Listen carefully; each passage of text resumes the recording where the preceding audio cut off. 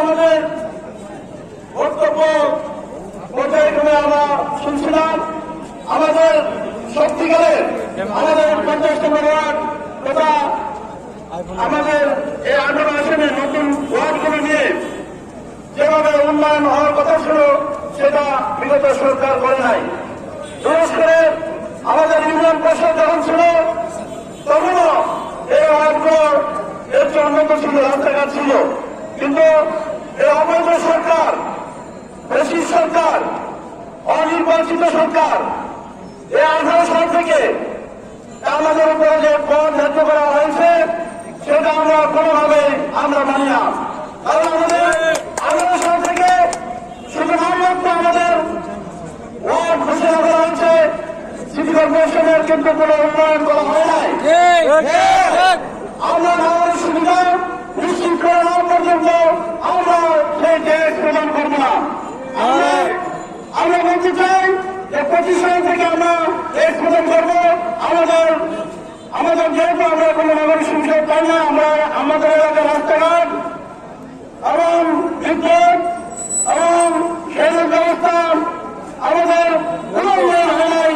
আমাদের যে এই 50 নম্বর ওয়ার্ড তথা নতুন ওয়ার্ড করে যে জলাজীর্ণ অবস্থা, তাই আমরা বলতে চাই, আজকে এই সরকারকে বলতে চাই যে এটা পুনরায় বিবেচনা করতে হবে এবং আমাদের এই 18 সাল থেকে এটা মকুব করে আমরা 25 সাল থেকে আমাদেরকে এই কর ধার্য করতে হবে।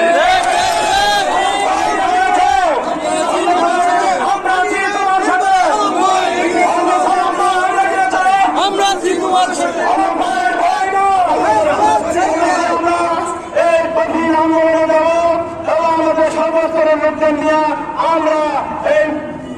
আমরা সিটি কর্পোরেশন অফিস ঘেরাও করবো এবং আমরা আন্দোলন করবো, আমরা হাইকোর্টে মামলা করবো, আমরা এটা রিট করবো ইনশাল্লাহ।